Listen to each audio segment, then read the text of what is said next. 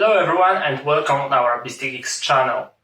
Our quest for finding the best post-apocalyptic themed board game continues, and this time we reach the destroyed Australia in Wastelands from Galakta.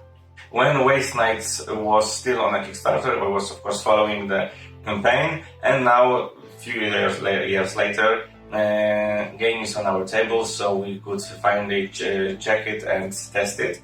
And what do we think about the game? Because that's it's a quite specific game. Because it's on the one hand, it's a story-driven game, campaign game. It happened to be a little bit different type of game we expected this game to be. We love games with story, but we have that. I have that problem with those games that I am quickly bored with them, especially if there is a lot of reading, and Tainted Grail is the best example, because on the one hand the game is quite okay, I like it, but on the other hand I am really quickly bored with it, because the book is so thick, it's mostly reading and not playing. And maybe it's because also that I'm reading the stuff in our home, and Greg is not the fan of my pronunciation. We have told that the game is different than we expected and that it's very story driven. So now let's find out if the game is worth being on your table. The major part of this game and the main pro at the same time is its narration and story. Each scenario has many, but seriously many different plot branches you could reach depending on your choices and how well were you performing during the session.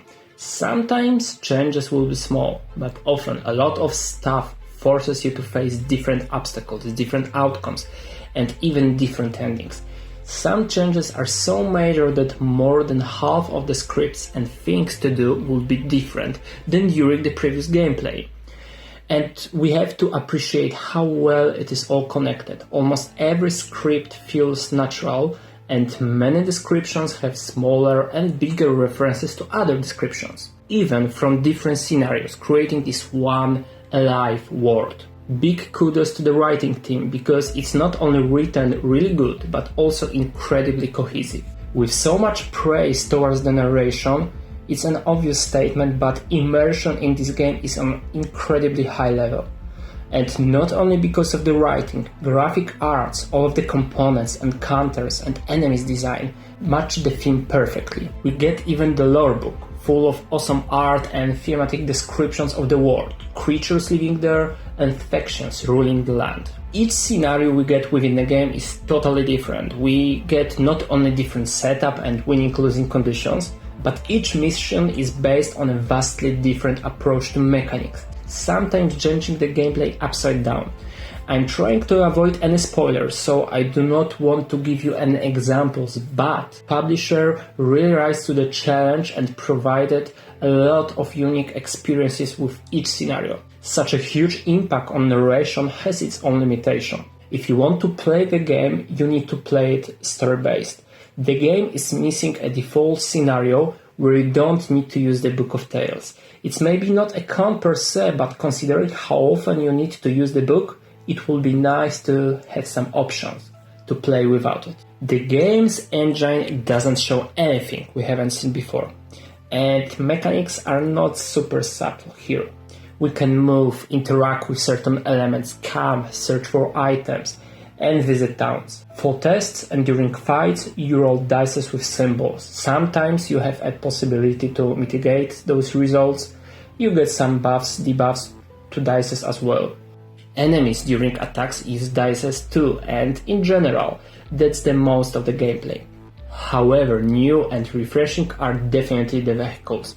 During the setup, you pick your very own vehicle, each with a different look, passive skills, capacity, range, and resistance to damage. You can collect and use fuel to ride further, and some vehicles give you special advantages over a certain type of terrain. Choosing your own ride is even more important than choosing the hero, because it defines your role within the game. For example, picking up the bike, you should probably focus on reaching the furthest part of Australia. Besides the vehicles, we also get a bunch of heroes to play with.